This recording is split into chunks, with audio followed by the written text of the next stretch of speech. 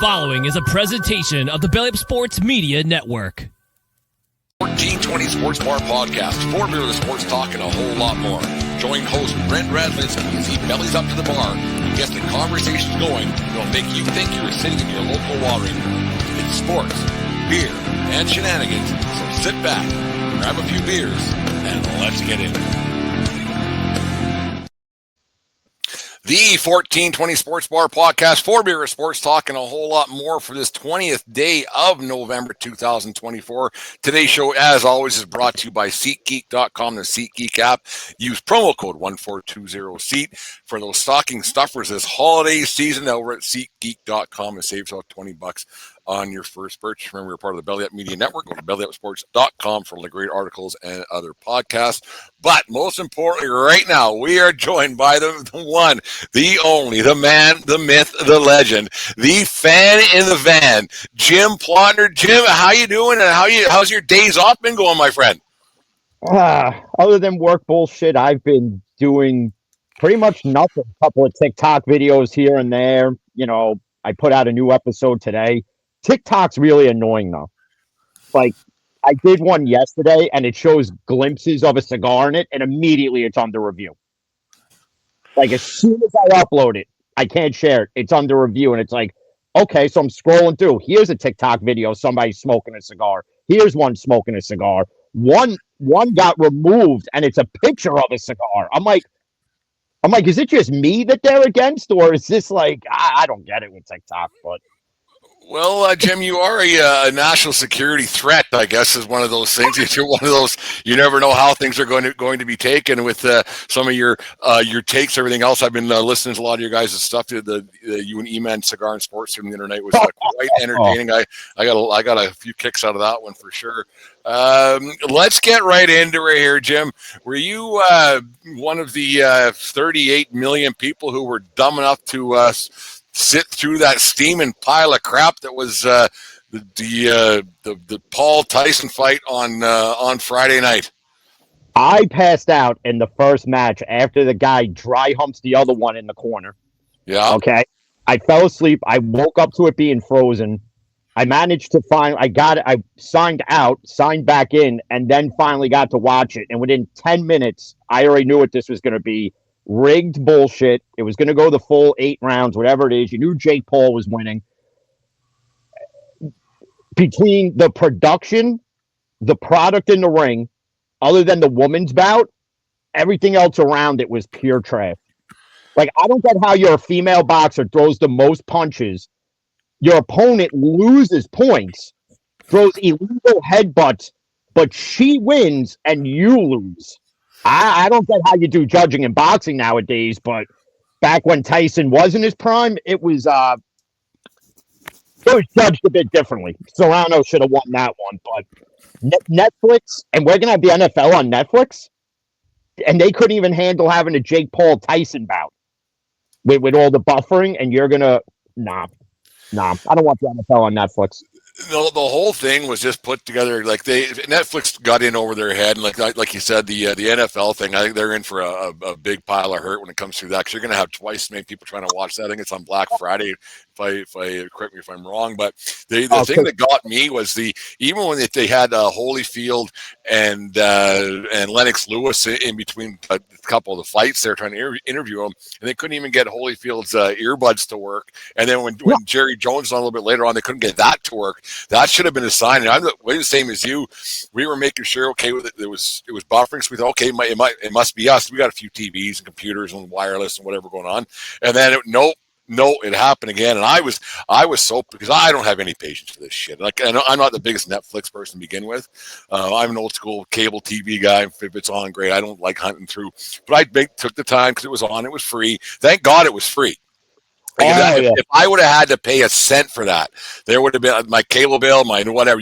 I'm not paying for this. Like the mess that they would have had if they would have had to have people paying for that. And like maybe it was like I should have known better that Tyson probably wasn't going to win because he's 58 years old. But the 20-year-old Brent kind of came out, was thinking maybe he'll get a couple in here. And I thought that he had some chances to land a couple, but we should have known, or I should have known, I don't know what your thoughts, I want to hear about it, my thoughts were that anything, like looking back, anything that this Jake Paul's involved in is going to be pro Jake Paul. He's going to get the purse because he had more to lose, right? Like if he loses, that's it for him. He's got no more fights coming up. Tyson, this was it for him no matter what. Like I should have known. I should have put 20-year-old Brent in the past and left him in the past and think, no, this thing's going to be rigged no matter what. What were your thoughts on that? Pretty much the same thing. I mean, we all wanted to see Tyson knock this guy out because Jake Paul, other than when he fought Tom Fury, who's actually a legitimate boxer and lost, look at who this guy has boxed. He boxed Nate Robinson. Well, okay, he played basketball. Look at who he boxed after that, and after that, and after that.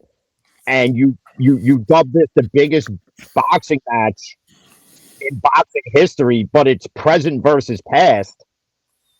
And you just knew Tyson went in there just to set his kids up for life. Like he took that $20 million, he went in there and he took some shots.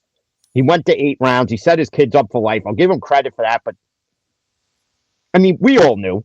Anybody with common sense knew that this was all going Jake Paul's way. I mean, because that's just the way it goes. Look at when his brother boxed Floyd Mayweather. Floyd Mayweather knocks his brother out in the second round, but he's holding him up, going, no, we're going to full 8 because we got to make the money. Like, come on. Like, no, that whole thing, and I like boxing has been out of the mainstream for quite some time, and I had high hopes because I'm a boxing guy from way back. You remember back in the late '80s, early '90s, and all those great fights that happened. You know, Sugar Ray Leonard, and remember, like all that stuff, like way back, right? And I had high hopes that maybe this mainstream guy, this Jake Paul, might bring boxing out.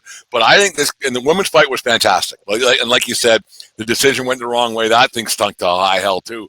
But I had high hopes that just maybe that the like you said, the TikTok generation may have caught on to boxing if it would have done anything, and it actually probably set boxing back another 10 years because that's how bad a production it was. It was awful.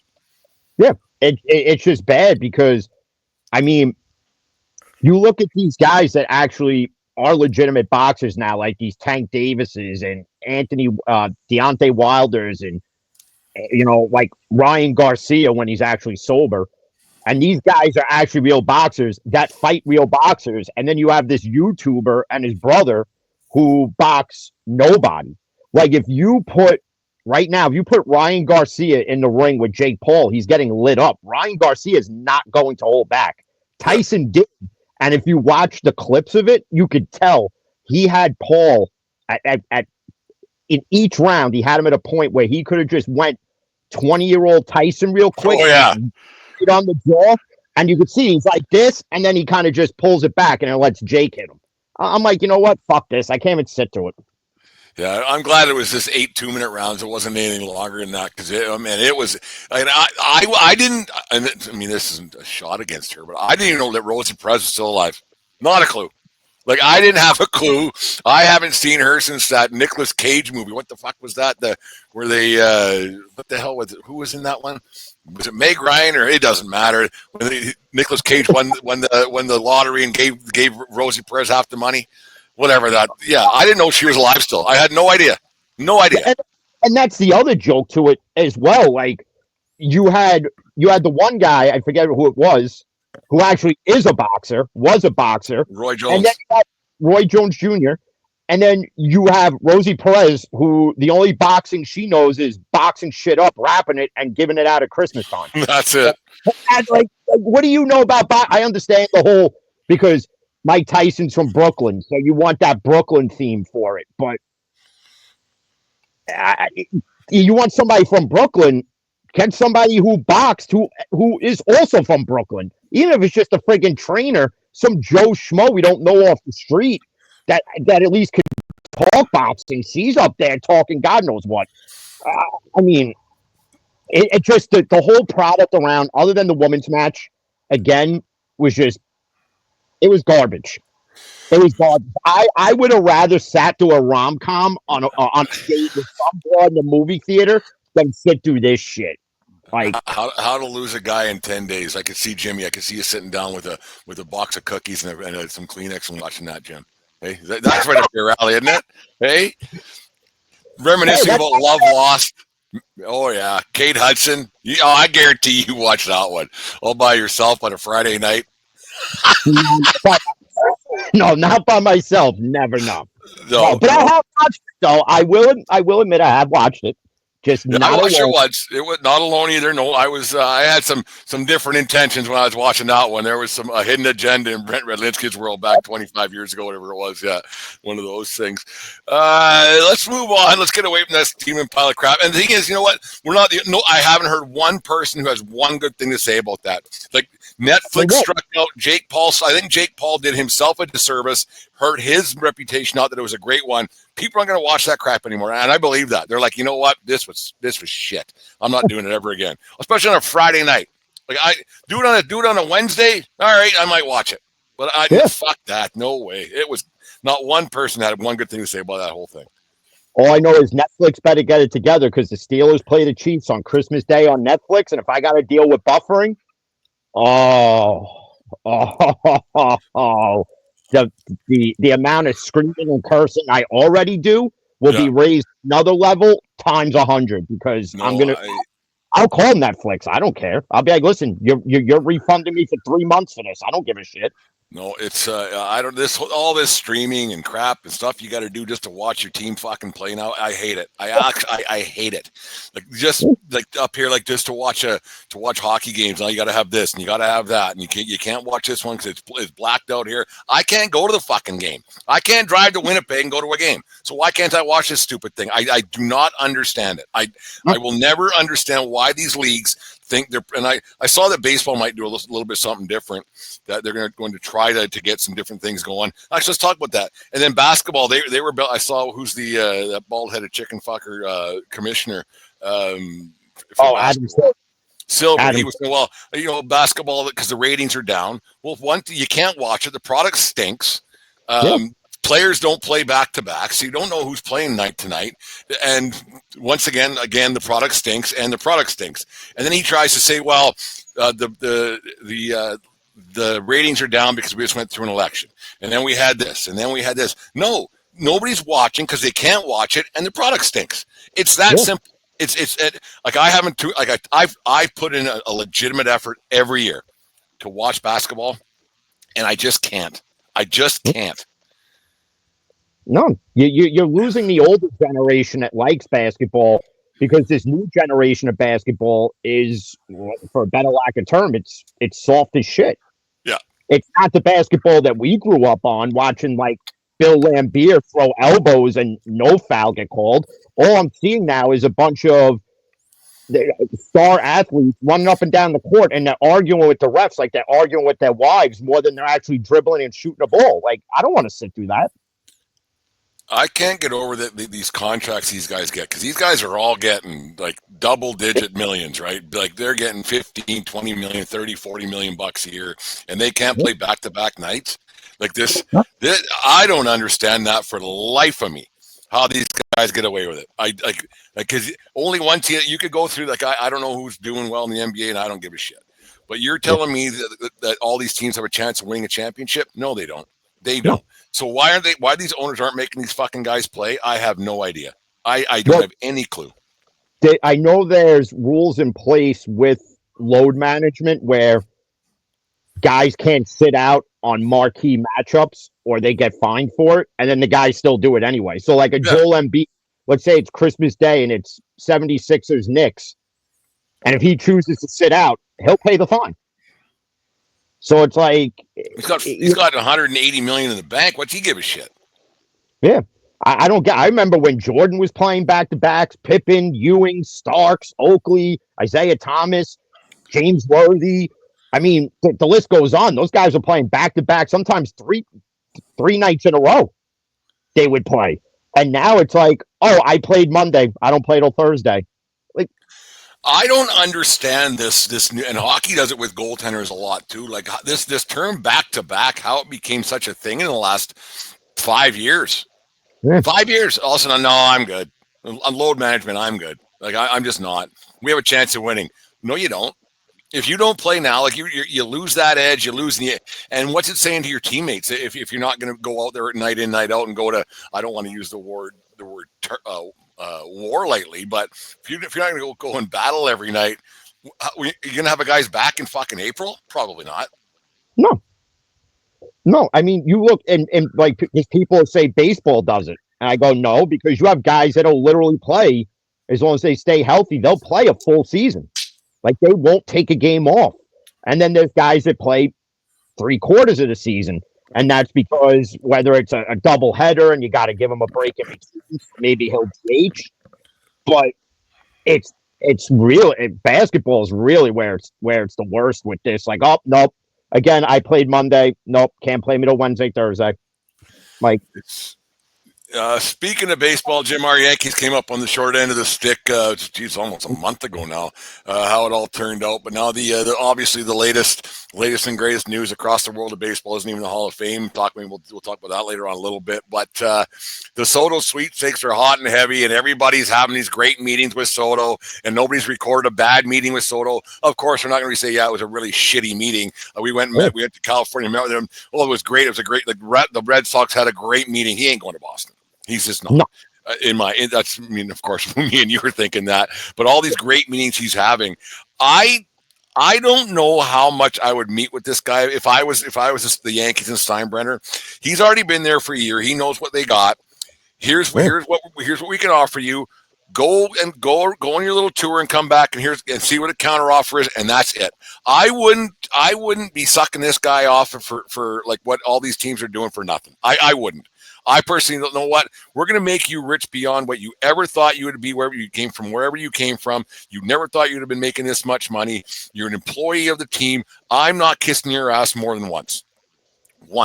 And if I'm the Yankees, I'm not kissing this guy's ass at all. We gave you everything you could possibly want this season. You hit behind the best hitter in Yankees history. You got this. And you're not a great defender. They didn't call him out. We're going to pay you more than our best player. Here's what we got. That's it. After that, I'd be like, okay, whatever. It'd be like going back to get an ex-girlfriend. You put in one last ditch effort, and then that's it. See you later. Yeah. I mean, it's hard because you do need a guy like that in your lineup. Of course. But the other question is, and it's kind of already been answered, because according to him and Boris, he's willing to defer money. But the question is, if he's going to defer the money and it's this lengthy deal that I keep reading all these numbers, I'm hearing there's an opt-out in this year, opt out in another year, and like there's like multiple opt outs. Like, listen, if you're going to sign for 13 years and you're going to get Ohtani money, I'm not letting you opt out. No, after 10, on my option. Yeah, like I would put it year 10. The team could opt out. Yeah, not the team, because at that point you'll be declining, and then you're still going to get your money anyway, but you're not going to hurt the team as far as being on the field or swinging a bat. So I just don't see, though, in a world where you pay him more than you're paying Judge, when Judge was the better of two evils. To be honest, I mean, Judge is he's a better defender, hits for power better, face the franchise, team captain, and on it goes. I don't think you can possibly, for the first 2 years of the contract, maybe, okay, we'll prorate it, we'll have it at this, but I'm not paying you more than we're paying our best player. I know he's younger by 6-7 years. I get it. I'm not paying you more than we're paying him. No. We lost with you, we'll lose without you. Fuck off. I mean, you could I want him on the team. He's one of the best players in baseball. There's no getting by that. But at that price, and then to be holding these guys hostage, like we're into December in a week and a half now. Ho, Merry fucking Christmas. I'm not kissing this guy's ass for more than I already have. Apparently they had a meeting. It was a great meeting in Steinbrenner, but I'm not. Because they have some other problems that they got to try to figure out. One guy, especially in baseball, football, we'll get into that a little bit too. One guy does not a team make. It doesn't. Like I said, they lost with him, they'll lose without him. If I'm Hal, I would sit there and say, this is our best offer. You take it or leave it. All right, you leave it. There's going to be Yankees fans mad that he's not making the effort, but you could take that money and fill in his production at first base, left field, third base, second base if they don't offer Glaber anything. And you could retool and fix the team that way, and you could do it and then you could do it that way. You don't have to pay one guy, because after you pay this guy, and even if he defers the money, knowing Hal, he's gonna be like, all right, we're done spending. Yeah, it's still money we don't have, right? Like it's just you still have to put some away. Like I know the Yankees print money and everything else, but it's like, do you want to get in a bidding war with the guy across the street out in Queens with the Mets? Probably not, because you're going to lose. No, and I'll be honest, let them have him, because they're not going to win with him.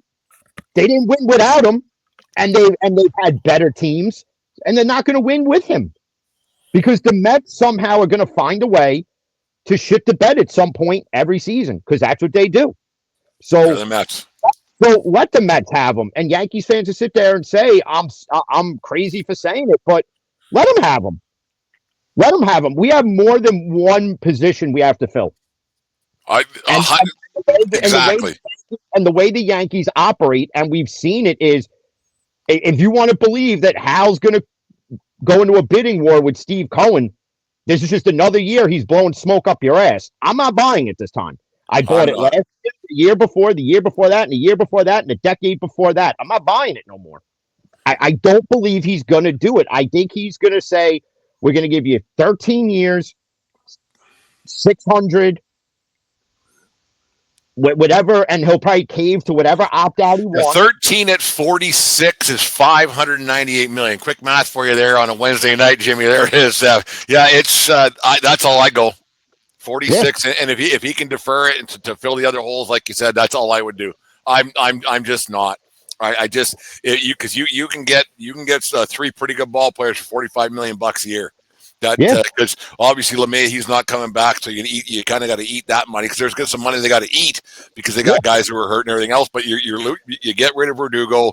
If Soto's gone, whatever he was making, you still need someone to play first base. You still need someone to play second base, like you said. Man, oh man! Okay, do you move Chisholm over to second, and then get a third baseman? Do you do something like that? Could you add another arm? Probably. Like for $45 million, you could fill in 3 or 4 holes pretty quick. Pretty quick. You could go and get Pete Alonso. He's a free agent. You could sign him for 5 years, 150. You could bring in Alex Bregman from the Astros at 3 years and say 120. As much as I don't want to see an Astro on my team, but if he's going to help us win a World Series minus cheating, I'll take it. Well, Aaron from Brutally Honest graces us with his presence here. Aaron, well, get to you right now. How you doing tonight, sir? Oh, good. Sorry, just got here, but yeah. Yeah, whatever. You're out back smoking dope or something, whatever. It's one of those things. You have to nowadays, right? Aaron, we were just talking about the Soto sweepstakes, obviously, and the Yankees are there, and I know you're not a Yankees guy. I personally said that I would kiss his ass for a week. Like, you break up your ex-girlfriend, you try to get her back. Here's this, here's that. Buy her some flowers. I'm not chasing you. I'm not. Here's what it is. You were here for a year. You did this. You did that. Good enough. Here's $46 million a year for 13 years. We're not paying you more than our best player. If you don't like it, fuck off. What if you were in the position with the Phillies? If you had a guy like Soto, obviously you want him on your team. I'm not saying I wouldn't want him to be a New York Yankee for life, but at what point do you say thanks, bye, see ya? I mean, yeah, kind of to what you said, right? It's. I mean, do you go past the point of do you just give them him an offer that is unreal? Like, you don't want to break the entire budget, right? Like, everybody keeps talking about how the Mets will just kind of spend as much as, they will just spend as much as humanly possible to get him. I don't know if that's necessarily the right move. I mean, I know they're trying to get a guy that's, you can market Juan Soto and everything else, but if you're the Yankees and you say, hey, I'm going to go at $46 million and not a penny further, don't go a penny further. It's not like if you don't get him that you give yourself no chance to win. That's what I think people, some fans are just like, oh, you need Juan Soto. He's only one of 9 position players. He's, up there with Ted Williams with the on base percentage and stuff like that. But I mean, yeah, he's a hell of a player. But it's like if you go out and get Bregman, you go out and get a starting pitcher or two. Like the Yankees were in the World Series this year. It's not like I know he's a big part of that, but it's I don't know that this whole like let's just go balls to the walls for just Soto. It's like I don't know if that's the right way to do it unless you just have so much money you'll just go get somebody else too. Like the Mets might keep Alonso and get Soto. Like I don't know what they're gonna do. I think if they get Soto, Alonso's a Yankee. That's what I think. Because younger fans have to realize this. These teams work, like you said a minute ago, on a budget. There's overhead, there's profit, there's loss, there's all this stuff. So, like, how do you justify paying a guy Ohtani money who's not putting up Ohtani numbers? Who's not marketable like Ohtani is, and that's the thing. Like you go to Japan, how much money Ohtani brings in with the Japanese market, and that's where that money comes from. It's not he's worth $70 million a year. He's a fucking baseball player. Let's fucking be honest here. It's $70 million a year. Come on. Like, and you said earlier before Aaron came on, he's one of 9 guys. Like, if you could take that $46 million and get 3 $15 million players who are pretty good fucking players, why wouldn't you? Why wouldn't you? Did the Yankees make the World Series only because of Juan Soto? No. So, no. Like, I don't know. To me, like, eventually, and it's never going to happen, no matter what sport we're talking about. Like the inmates run the asylum no matter what. Like the players are going to say, "I want this," and if you don't like it, because somebody's always going to be dumb enough to give them whatever they want, no matter what. Does it always pan out? No, it doesn't. How many teams overspend and never win a fucking thing? Lots. More often than not. Like how much money did the Padres spend when they got Machado, and on it went, and didn't do a fucking thing. Nothing. And half of them ain't even there anymore. And Aaron will talk about your Phillies. Like if the Phillies have tons of money, they sell out. They got big, deep pockets. They aren't in on the Soto sweepstakes, or are they? Maybe you know something. You're behind the scenes operations that maybe I don't know about out here in Western Canada. Like what is there? They got tons of money. Why aren't they in on them? Oh, I don't got a penny compared to the Phillies, right? I mean, oh my God! But yeah. I don't think they. I mean, it was rumored, before this whole sweepstakes started that the Phillies would be in talks with them, but I don't think they. From what I've heard, it's just the Mets, the Yankees, the Dodgers, and I haven't even heard anybody else. I mean. Well, I heard the Toronto rumor, same as last year. Toronto, he was on the fucking airplane the flying across the country, going to Toronto, which is a crock of shit. And I've been into that one too. I was like, holy fuck! And then it turns out it was somebody else, whatever. But yeah, no, that's the big four, and I mean, outside of that though, I can't name a team that like I haven't heard the Astros make an offer. I haven't heard everybody says Seattle tries to go in on these big, they went on Ohtani. But like outside of those 4 teams, I don't know. I'm okay with the Phillies staying pat without Soto, but I mean, like I said, he's such a good player, but it gets to the point where everybody or everything that I've heard is the Mets are just going to outbid everybody. So no matter what the Yankees go at Soto, no matter what the Dodgers. So if he's only looking for the bottom line, which that's what it sounded like when he, the last interview he got before, the World Series was over, all that. And he said basically, I appreciate my time here. That pissed me off. But he sounded like, hey, man, like it was great playing here. It sounded like the same thing in D.C. Like it didn't, unless what's his name is telling him to say this stuff, Boris or whatever. But it's like he's just a robot. He's just like, I'm about the money. I don't care about, being a Yankee. That's what it sounded like to me. I could be wrong. Maybe he loves playing for them, and he's like, you know what? $20 million. If it comes down to like $20 million to the Mets, he's like, yeah, I'd rather be in pinstripes. It's a more prestigious place to like. There's all that history. So I don't know though. To me, it sounded like he only cares about the dollar bills, which I mean that's an individual thing. Like some players want that, some players want legacy, some players want to play for the pinstripes, all that. So. Jim, what was your take after the World Series was done when he was asked the question, he gave an answer. What was your take with how he basically, like he said to the Yankees fans' hearts are crushed, and all of a sudden they're fucking one of their superstars said, yeah, you know what, I'm leaving. I'm good. I went to prom. I went to prom with this girl, and I thought I was going to get lucky, and now, well, she fucked off on went with somebody else. Fuck guy was hot. I was so fucking mad at that guy. Read the room, you prick. Like that alone, like that day, I went, I don't care if this motherfucker fucks off and stays fucked off forever. I didn't care.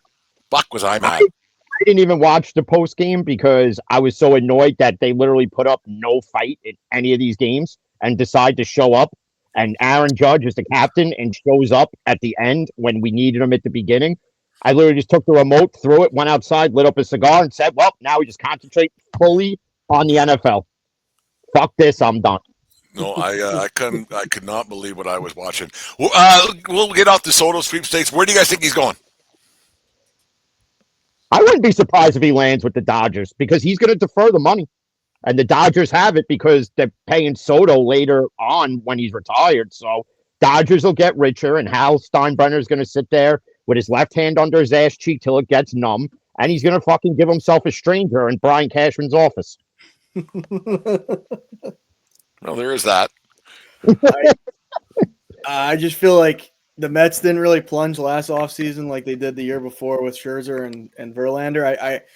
If the Mets don't offer him the most money by far, I'll be shocked. So from everything I hear is he cares about the money more than anything. And that's the funny thing, though. I don't know how you guys feel, but it's kind of like bullshit to me when they say, oh, these guys are just trying to set their families up and shit. Like, he's going to get so much money from any four. He already has a lot.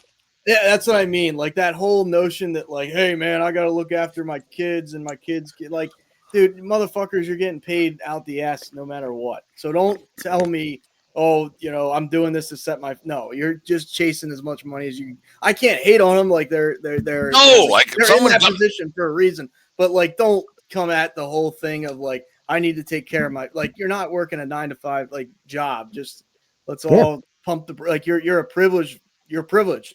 And, like, you're a great player, but, like, cut the bull. Like, just don't – I hate when players say that. Like, setting my family up. My dad, actually, let's go back another generation. My dad's parents came out over from Ukraine. They, like, all the kids they had and everything else, they never made fucking what Juan Soto made. And there was 12 Redlinskis. So that our family did okay. If you can't live on the $32 million you've made just last year and whatever else you've made, shut up. That's a you thing. That's right. That's what I mean. The Yankees will offer him more money than any three of us have ever seen. Like, I hate that. I hate when I went with this team. They set me up. No matter who signs him, like, he could go to the freaking Arizona Diamondbacks and he's fine. Like, he's fine. He's an MLB player. But if you weren't set up yet, get off the fucking cocaine problem you got. Whatever the hell it is. Like, if you have that much of a spending problem already. Like, because he's probably made $100 million, right? Easily, yeah, I would say. If you aren't set up by now, like, you got to take a long, hard look in the mirror, man. And I think it would be funny to see the Mets, like, do all this, outbid the Yankees, outbid all that, and then what if they don't win anything anyway? It's like, well, you have, like, I know a Soto, like a Soto, a Judge, Ohtani, right? They put asses in the seats. I get that. So, like, these owners are probably looking at that. Oh, if they're projecting out, if we get Soto, we're going to get this much more revenue because people come to watch Soto.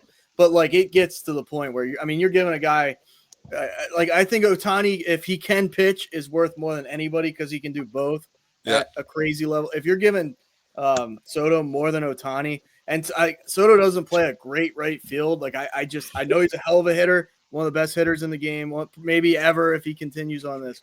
But it's just like, if the Mets are just, like, throwing money out there to win, I kind of hope it backfires on them just because I don't want to see that happen. But like, you say this, like, best hitter ever. We heard that about our favorite whipping boy whenever you're on the show, Aaron. Our favorite whipping boy, Mike Trout. Best ever. What's he fucking done? Nothing. I think he's committing his fucking larceny, taking all that money and never playing a full season. Yeah. I mean, and that's the other danger of giving somebody like Soto this type of deal. The Angels did it with Mike Trout. You can't get rid of him. So, like, if you give Soto this money and he starts going through all these injuries the way Mike Trout has, you're fucked. So there's that side of side of the coin that the Mets aren't thinking about, the Yankees, the Dodgers, whoever else is in play. I mean, to sit there and say the Tampa Bay Rays are in play, you don't even have a place to play right now. Yeah, and go on the Soto Steinbrenner Field in front of 11,000. It's like a fucking Lethbridge Bulls game, for fuck's sakes. Like, just unbelievable. And what's funny with that is the Lethbridge Bulls would sell out more than the friggin' Rays would at Steinbrenner Field. It's unbelievable. Like, the thing is, I just thought of this, and this is just a podcast fucking throwing shit in the wall. Soto's been too healthy. Something's bound to go sideways because it always does. It always does. No matter what. All these guys get hurt, especially in baseball, and they're long-term deals, right? It's a long-term fucking whatever happens. He hasn't missed out. So in year 2, 3, 4, whatever it might be, like, you're paying a guy at the age of 26, $40 million. When he's 31, look out. Yeah. Look out. Well, I mean, and not to piggyback on the Yankees, but it's like, look outside of, like, if I'm a Yankees fan, I'm sitting there like, okay, we don't sign Soto. Who's our third baseman going in the next year? Who's our first baseman going in? Like, why don't these teams, like, look at the Dodgers came in and won, obviously, but they're at every position they're almost like great. Like, I don't know why these teams, like, if the Mets go out and get Soto, overspend on one guy, and then what? Yeah, and what are you gonna win with, like, okay, you have a great guy in the center of your lineup. The Yankees had that with Judge, they didn't win. The Phillies have that with Harper, they haven't won shit. Like, it's the same thing why don't you load the whole team up? And that, like, I don't know. I just don't agree with just plunging on a guy like this if you don't have everybody else in place. That's the thing with baseball. Like, you got a guy, like a guy who fails 7 out of 10 times. Let's give him $45 million a year. I don't get it. Fails 7 out of 10 times. It doesn't make sense. Let's move on, because that's going to be, I'll be revved up. I got to go to a Christmas tree gala tonight. No fucking me swearing when I'm at this damn thing with the wife tonight. But there's issues, grievances, major concerns around the NFL with quarterbacks. Aaron, we've talked about before how these guys just fall into pools of money, and no matter what, they become starting quarterbacks. They're told that they're great when they're in high school. Then they go and play 3 years of college, play about 30 games. All of a sudden, they sign multi-million-dollar contracts, and then owners go, well, that didn't work. Oops. And when they get to the NFL, you're seeing that a lot more. Jim, we'll start with you. Is it just desperate moves because you do? You have to have a great quarterback. Actually, you don't. You have to have a serviceable quarterback at minimum to win. Minimum, serviceable. But if you have a great one, it increases your chance of winning. Do owners in general, Jim, do they just shine a new toy? We have to do it because everybody else is doing it with quarterbacks? I think part of it is that. I mean, you look right now at the Giants, and you look at Daniel Jones, and you decide now to bench him. He was never worth the contract they gave him. It's really bad with the Giants when you're Daniel Jones and now you're the 4th string. Like, you're sitting on a squad quarterback. Like that's when you know you fall in rock bottom, like past being like a crack addict rock bottom. Like this is that bad, right? But then, like, ownership I understand you're going to pay the quarterback because he's the on-field general. He leads your offense. Because without him, how are the plays going to be ran? So I think the way this NFL landscape is, and you're already kind of seeing it with Sam Darnold and projected he's going to get something similar to Daniel Jones. Well, because he's having a decent year in Minnesota. Like, you can't just pay these guys off of 1 year. It's, okay, you had 1 good year. Sign the franchise tag, even though it's a big risk, and prove it to me again. And then if you do it again, okay, then we could lean on you to be the guy. Then we'll give you this big money. But until then, some of these contracts, oof. I mean, you look at the Jets right now with Aaron Rodgers. Now, for nothing, there's 2 guys here that said it 2 years ago that the Jets would not be a playoff team with Aaron Rodgers. I don't know about you, Aaron, but it feels good to be right. I mean, his ceiling was 2012 when he won his 1 Super Bowl, and then he went, every single year going to the NFC Championship, going to the NFC divisional round, lose. He hasn't won since 2012, And now he's in the stacked AFC with the Chiefs, with the Bills, with the Steelers, with the Ravens. It's like, and they thought this was going to be the savior, and he's blown. And not only has he made them he's made them worse almost. I mean, I don't know how you could have been worse than Zach Wilson and Mike White and everybody else they threw in there. But it's like now you've dug yourself a hole because you let the guy like Brent said, you let the what's it called, run the asylum, like the inmates. The inmate. Yeah, he's blown the entire organization up. I hear all coaches, coordinators. He almost got the fucking owner fired, for fuck's sake. So like the GM's out the door, and the GM like, put this team back on the map. Like when they were garbage, he was in the Eagles front office, and they got him, and then they kind of found their way at least. Like they had a defense formed because of their GM. He's gone. Like this Jets team could end up being bad for the next like 5, 6, 7. Like now they have no direct. They had a direction with Saleh. They got rid of him. They've gotten older because they brought in his buddies.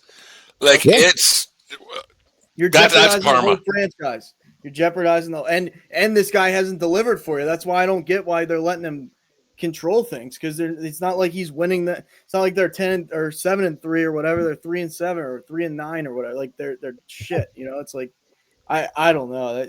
But like you said, Brent, I mean, everybody, all these quarterbacks got paid because it was, in my opinion, it was probably Deshaun Watson, like Jim's favorite guy. Jimmy's favorite.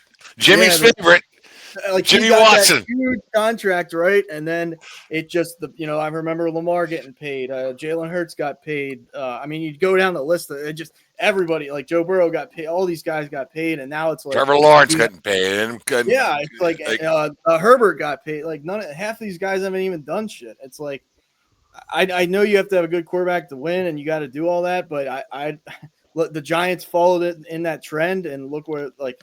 Obviously, there's going to be anomalies where the you got your Mahomes and stuff, but like, man, like the Giants are in a bad spot.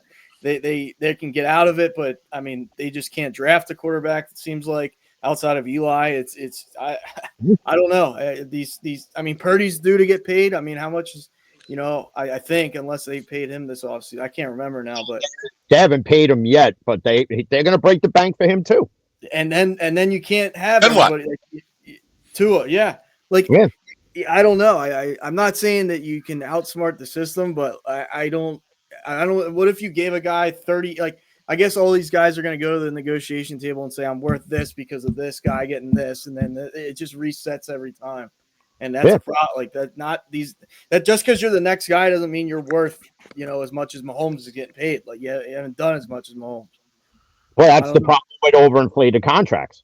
Because, like Mahomes got one of the biggest deals, and all of a sudden, all these other guys, because they're in the same position bracket, oh, well, I should get the same. Well, I should get the same. What? But are you doing what Mahomes has done? No, you're not. Because Burrow got there, didn't win. Justin Herbert has never been there. Jalen Hurts has been there. And the only thing that saves the Eagles so that they could keep replenishing is that he deferred most of that money. Okay? You look at guys like Daniel Jones. You haven't done shit since you got that deal. You look at guys like Aaron Rodgers who are getting well overpaid. You haven't delivered either. And you have one Super Bowl and you're trying to recreate this thing in Green Bay in New Jersey for what? You're still looking up at the Patriots. Brady and Belichick have been gone for years now. And you're still looking up at New England. You're a fucking shit show. You could put the blame on Joe Douglas because the year you drafted Mekhi Becton, you could have had Jalen Hurts. You went with the second pick, and you went and got the MILF Hunter Mormon and Zach Wilson. So, yeah, Joe Douglas was part of the problem. But from a fucking like I'm a college guy from a shitty school. Like, that's the thing. During the COVID year. From Alabama. Why would you not? Anything. Like, on the big school? Oh, fuck me. Gene Daniels went to LSU. Like, I don't. But like Robert Saleh was the scapegoat, but yet they were like a game out of the playoffs, and the defense was 10 times better with him than it was without him. Because now look, you couldn't beat the friggin' Patriots. You couldn't even beat us, and and then you're watching ESPN and all these other shows, and they're like, yeah, the Jets could run the table and still get in the playoffs. I don't see how. How? What table are they running around? The Thanksgiving Day table? Insider scoop here, 1420. They ain't gonna. They ain't gonna. This is and like you said, Jim, when they thought, I mean, I don't know if it was Rodgers that said we have to fire him, but somebody, obviously, I'm sure they asked Aaron, since he runs the franchise anyway. Hey, should we get rid of Salah? Oh yeah, I'm on board with that. And then, like you said, boom, like they have sucked ever. Like they're not even competitive now. They're 5 or 6 games under 500. Why are you letting this guy run it? And when it's not working, what happened with the Saleh thing was word got to Rodgers that Robert Saleh was going to demote and then have Nathaniel Hackett fired, and they were butt buddies up in Green Bay, shoving brie cheese up each other's asses. Okay, and Rodgers got word to it, and he happened to beat Robert Saleh to the owner's office and said, "No, get rid of Saleh." And if I'm their owner, I'm like, hey, you're going to be here for maybe one more year. You can simmer down. And then with the Joe Douglas thing, he's part of the problem. But then, like, he was going to bench Aaron Rodgers. Like, he was calling for it, and the coaches go, well, we can't embarrass Aaron Rodgers like that. Your whole fucking franchise is an embarrassment. And you're worried about one guy? You can embarrass a player. They're employees. They're just employees. That's all they are. If the Jets do not want Aaron Rodgers in 2025, then you do just that. You bench him and humiliate him, and then he'll walk away. You gotta pay him anyways. Give him his 60 sheets and say, "See you later." Whatever. These guys have the Jets are a subsidiary of the money that Johnson & Johnson makes. It's nothing. Here, take the 60 and fuck off. Like, get out of here. Like, we're not gonna win. We're not gonna win with you. And like, get back the younger guys who just fall into pits of money because they're the stud in high school. And I've always found it amazing because most of these guys, they don't start as freshmen in college, so then they play 10, 11 games or if less as a sophomore. Play their 10, 12 games as a junior. And then sometimes they opt out their senior year. So some of these guys have played a total of 25 fucking games since high school. Yep. And then they say 25 games. They get 25. Like 1/6 or 1/7 of a Major League Baseball season. And they are demanding at the draft for this much money after 25 games. And then these stupid owners say, yeah, I think I should. That's a good idea. I've seen a great big body of work. I think you're right. Caleb Williams, you're right. Yeah, you're 100%. You were great your junior year at USC, won yourself a Heisman. After that, nothing. Yep. He was awful his senior year. He played himself out of having a back-to-back Heisman season. Yeah. And then he had demands saying this, that, and everything else when he went to the draft. And then look where the Bears stink. I mean, but they ain't better because of him. So if you draft a Heisman-winning quarterback, if you have a first, second, or third overall pick, that means the rest of your team stunk. So why the hell would you subject a quarterback who's played 25 games to that kind of shit? You have to improve the whole team first and then get a quarterback. 25 games gets you fucking $30 million a year? Sign me up. The one thing I love with the Bears, you're in the same position you were, just with a different quarterback. But it was all Justin Fields' fault, right? God, I love it. It's the same thing with Jim, with your favorite team, the Browns. How many they went through like 100 quarterbacks in 15 years. It was like some crazy stat, like 85 quarterbacks in 10 years. It was just like what, how, and none of them worked. And I guarantee some of them would have worked in San Francisco, where they have a good coaching staff. Like, they only look at the quarterback, this quarterback, that quarterback, this quarterback. It's just like, we'll get better. No, you won't. Yeah, one of these guys. And like, if the whole team's a mess, especially in the NFL, because it's just faster, bigger, stronger. Like, you're seeing it. Like, Kenny Pickett struggled with the Steelers. They bring in the veteran, Russell Wilson. It looks different. It looks like he has he knows how to play at the pro level. They're throwing these kids in there on so many teams, like Bryce Young. How are you supposed to figure it out when your team sucks? Like, it's just, I don't know. It's well, that's like Caleb Williams. I said it the other day. You're throwing this kid into a no-win situation because you're looking at him as the one guy to turn this team around. Yeah, you put weapons around him, but you didn't put weapons he actually needed. Like, where's the offensive line to protect him? This fucking kid's running for his life, like he's being chased down a freaking dark alley, in Manhattan somewhere. Or he's running down an alleyway in the Bronx from somebody trying to shiv him for his I've been in freaking that alley in the Bronx. It's pretty scary. Yeah, fucking crazy. But no, I don't. I'll never get it. Like, and the thing is then you draft a kid, and then he gets the tar kicked out of him this first season. Then his confidence is gone because you lose that 6 inch for 10 years. You're fucked. You're fucked. You ain't getting that back. Like, and Russell Wilson, he's won a little bit. He's had a very, very good career. Borderline, I hate to say it, Hall of Fame kind of a guy. And then he's got a chance to win something this year in confidence, right? Like, he understands the game. He can slow things down. Because the college game, Aaron, we said last time you're on the show, the college game to the pro game is so much different because the college games is built on mistakes, and that's the excitement that happens. So there's so many guys fuck up, and so the elite athletes can benefit from the mistakes that happen. The pro game, these guys don't make mistakes. They're programmed. They do this. They do it well, and they're men. They're not high school kids. They're not just college kids. They're men who this is their job. It's their full-time job to make sure that they make a quarterback's life hell. And when they give these guys, these 20, 25-year-old, 23-year-old kids money and it doesn't work, why is it a surprise? Like, I don't understand why it's a surprise to all these talking heads on the networks that go, well, I thought he was going to be great. I'll call Brent. I'll tell you, he's going to be shitty. He's going to be shitty. He's going to be shitty because his team last year before he was there was shitty. It's just how it works. And look at like what Bo Nix is doing with the Broncos. Like, they have a good coaching staff. He can go get thrown into something like that where, like, the Bears, everybody says how their coach doesn't know what he's doing. Like Jim said, if you don't have an O-line, don't even subject any of these guys because, like you said, Brent. I mean, like Trevor Lawrence, right? He's a guy that never lost, basically. I think he lost like one game in his life or something. Yeah. And it was in high school. He didn't lose any games at Clemson.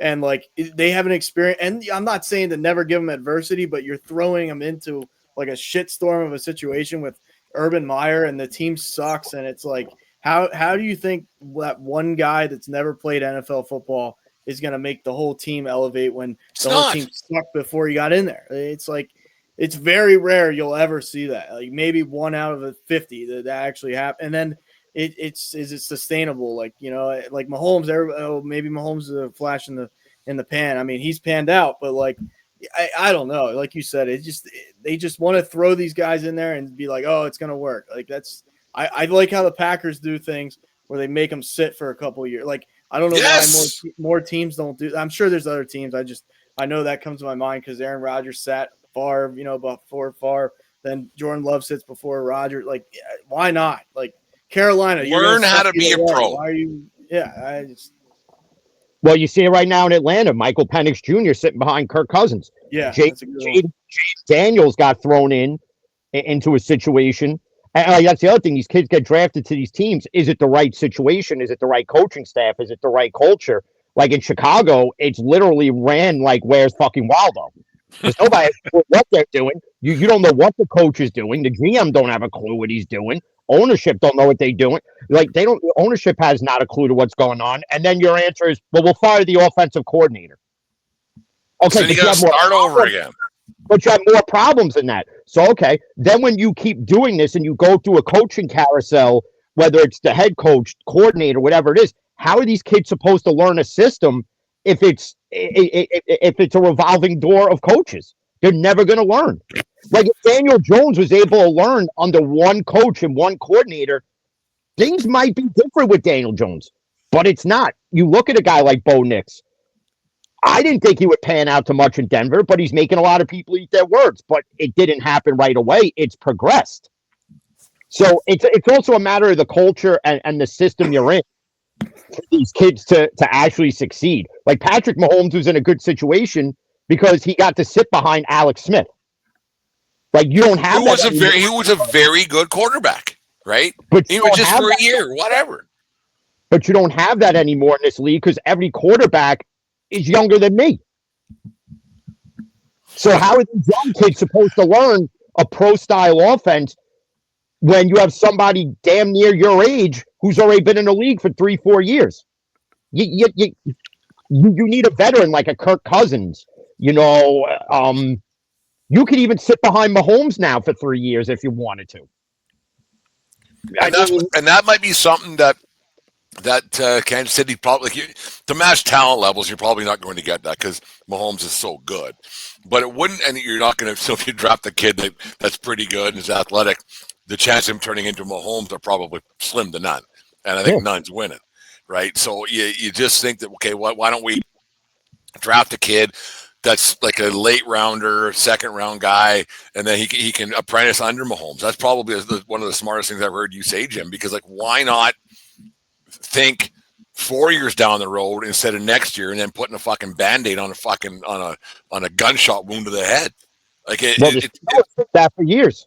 The Steelers did that because, I mean, look what happened. After Roethlisberger retired, it was a carousel. You draft Kenny Pickett. You bring in Russell Wilson to help Kenny Pickett progress. Kenny took it another way, and now look, he's washing Jalen Hurts' fucking jockstrap. He's doing nothing in Philly now. So that kind of went nowhere. Hey, old Kenny. Like some of these guys, you got to learn if you're bringing in a veteran presence, it's not to say, hey, we don't believe in you. It's, hey, this guy's coming in, and he's going to help you progress. So when it's your time, we're not just throwing you back out there to be led to slaughter. It's just a different era of football from when you and me, Brent, were growing up, because you've seen guys get drafted, like Aaron Rodgers gets drafted. He sits behind Favre for 3-4 years. What did they do when they knew Rodgers' time was coming to an end in Green Bay? They found his replacement. Pittsburgh never did that with Roethlisberger because I guess they always hoped, we'll just keep throwing Band-Aids and shit on him and he'll play till he's 90. Well, no, you can't do that. You can never do that with Tom Brady because that guy was a friggin' anomaly, besides getting protected by the NFL officials. But regardless of that, you never had to have a guy sit behind him. And any guy who sat behind him went somewhere else and they shit the bed there. Jimmy Garoppolo. Where's he now? Jimmy Garoppolo is, I don't know. I think he's probably banging another porn star. Oh, good for him. Good to have. Yes. Could be worse. Yeah. Yeah. Might as well get a pro to do it. Why not? Why wouldn't you? I have a hard time, and you see these, and it's disheartening for fan base. They think, okay, this is our guy, and then it doesn't work. And this is our guy, and it doesn't work. Like you feel bad for Garrett when there's our guy. It's not working. It's just not. Like it's just Lawrence just says he's just not. Like it's just not going. I don't think it's that Lawrence is the issue, and I'm not saying this just because me and him do a show. Lawrence is very capable of leading an NFL offense. Here's the problem: you stuck him with Urban Meyer, and then you brought in Doug Peterson, whose system is so easy to scout and predict, and it just doesn't work in Jacksonville. Their offensive coordinator has to be cousins with Matt Canada somehow, because he doesn't allow anyone to have any say in anything. And you can't always just blame the quarterback for bad. Yeah, you can. They make the most money. It's their fault. But not wrong, but no. Well, they do have to throw the part of the blame because they gotta make sure the play that's called actually works out to the way it's supposed to work out. But some of these coordinators, I mean, when you call it, like if you're at 3rd and goal, Matt Canada, and you call for a fucking Hail Mary, I mean, like, how do you want the quarterback to succeed when your coaching staff isn't helping you? So it kind of goes hand in hand. They all have to shoulder the blame somehow. But with these, look at Dallas. How much longer are you going to stick with? Oh, fuck. If that ain't the biggest fucking mess in professional sports, I don't know what is. Like, honestly. That's the thing, too. Go ahead, Jim. Jerry Jones is the Vince McMahon of the NFL. He's lucid. He's out of his fucking mind.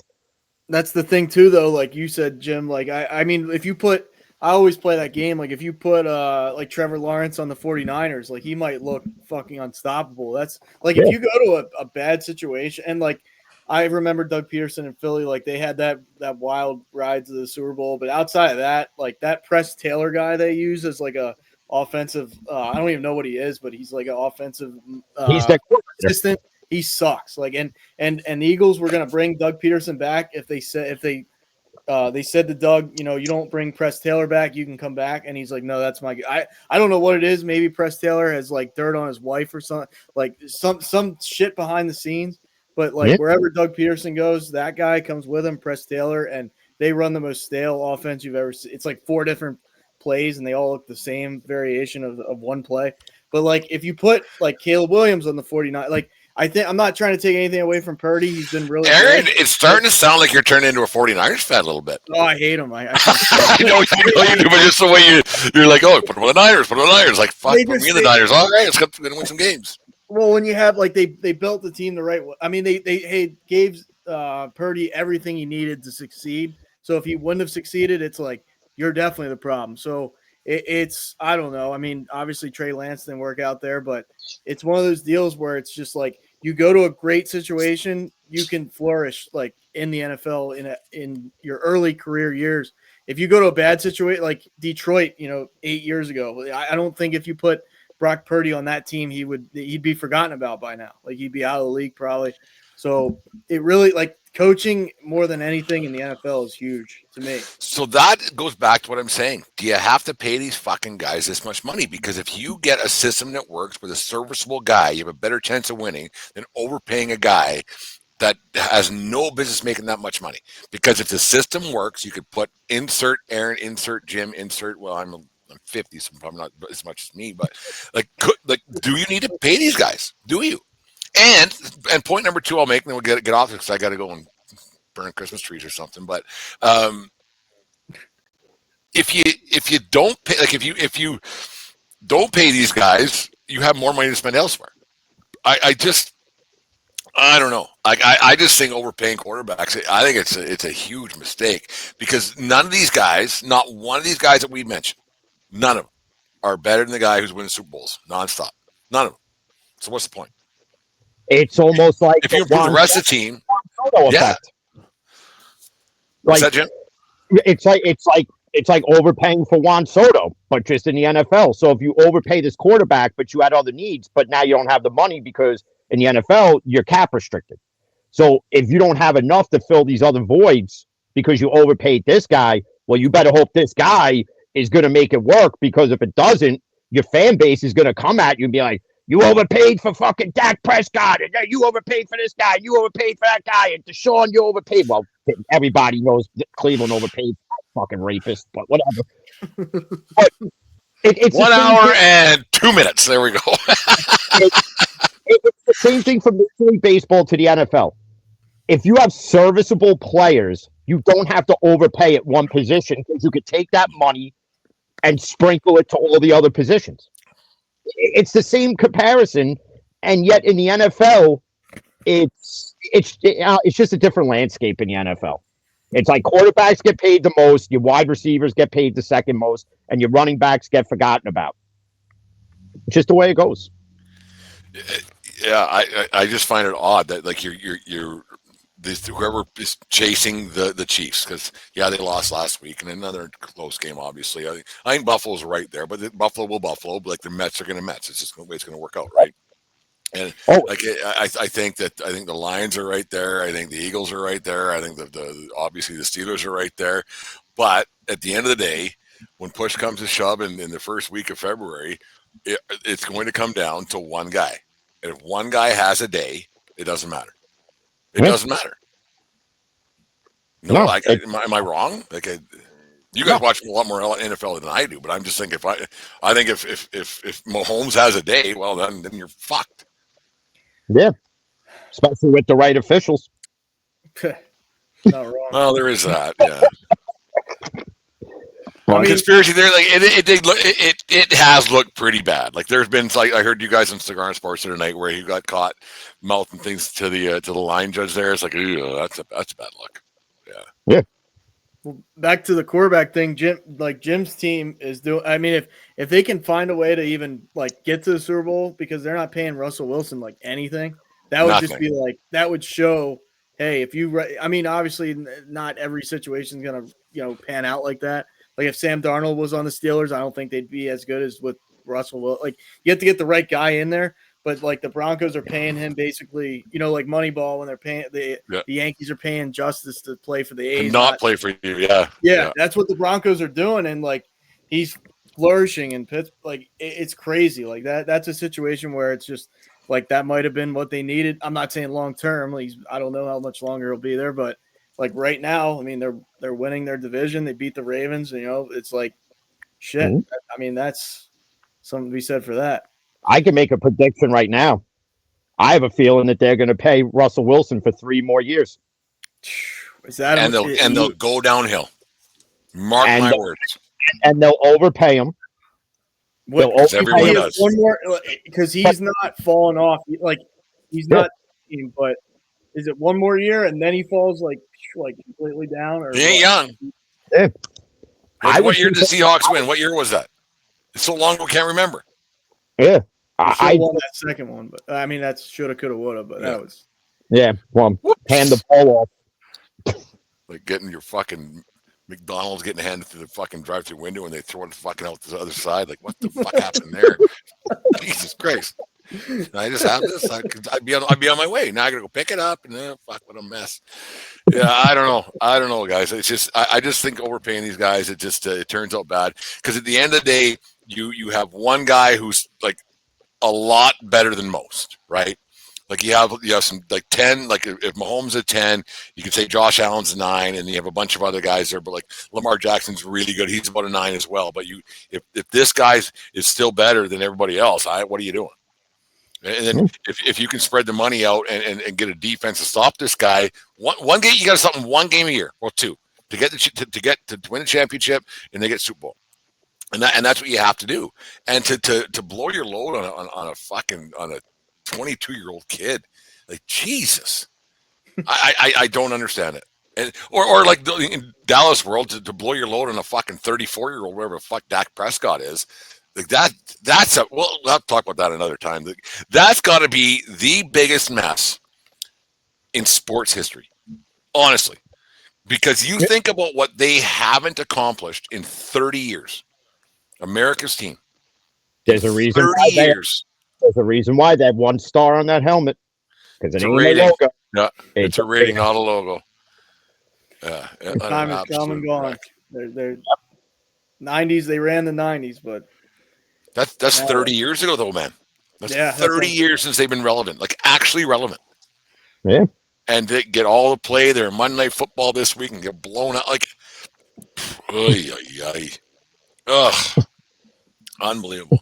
Boys, I got to get out of here. I got to go to a gala. Man of the people that I am here in Lethbridge, Alberta, one of those things, and go and shake babies and kiss hands and stuff like that, and put on my Sunday smile and everything else. I don't think you want to shake babies, but shake hands, kiss. Is it kiss baby? I don't know. Kiss babies. You haven't heard these fucking babies crying at this fucking thing every year. Jesus Christ, but one of those things. No, it's a lot of fun. It's been good getting to talk to you guys again. We don't do it nearly enough. We'll have to make it a regular thing once a month, whatever it's going to be. How's things, though? Like, honestly, how's things? Jim, start with you. I mean, I can't complain. I'm on vacation. Yeah. I get to smoke cigars all day and zone out to fucking watching King of Queens for the millionth time. Can't hate on that. No, I like King of Queens. Yeah, I like Seinfeld a bit more than King of Queens, but fuck, I love Seinfeld. I've seen every one 100 times. I still watch it every time, no matter what. Yeah. Fuck, can't go wrong with the classics. There you go, Aaron. How are you doing? Good, just busy, but yeah, I mean, other than that, just one day at a time, right? There you go, one day at a time. Maybe we'll do a Christmas special coming up here. Actually, you know what we should do? My wife's going to Taylor Swift in 2 weeks.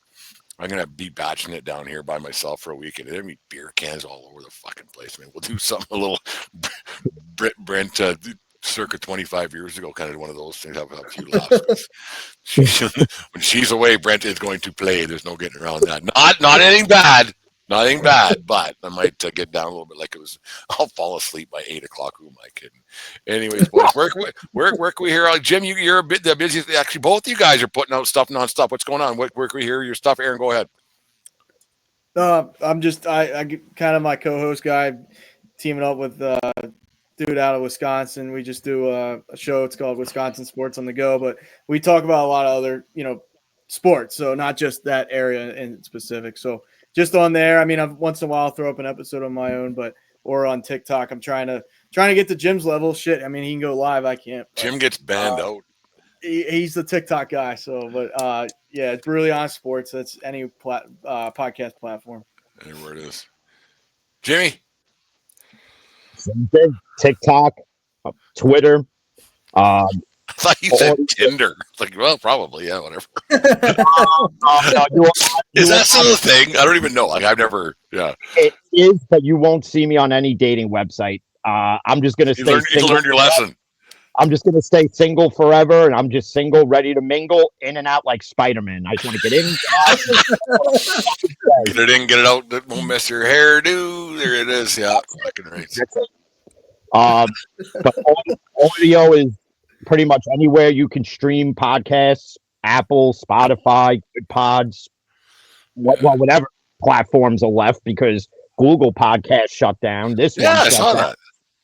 Yeah, a lot of them are shutting down now, or they're all merging into one huge, like, mega podcasting, like they're the fucking Power Rangers, separate Megazords turning into one Megazord.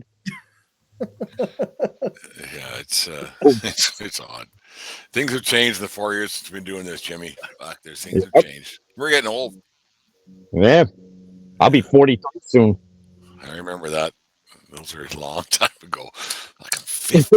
Fuck me, Jesus Christ. Anyways, boys, thanks very much for coming on. We'll do it again very soon. It's always a blast mingling with you guys and having some laughs. And we'll do it. We'll do it again before Christmas for sure. Anyways, the 1420s Sports Bar Podcast, 4 Beer Sports Talk, and a whole lot more. Keep your stick on the ice. And what else, Aaron? You know this one. Don't swing at the high pitches. Soto. I'll say you. There you go, Soto. He's gonna swing at a high pitch. He's gonna swing and miss, blow out his Achilles, and fucking end up playing for the fucking Mariners. Fuck him. Whatever. Have a good night, folks. We'll talk to you tomorrow. Yeah.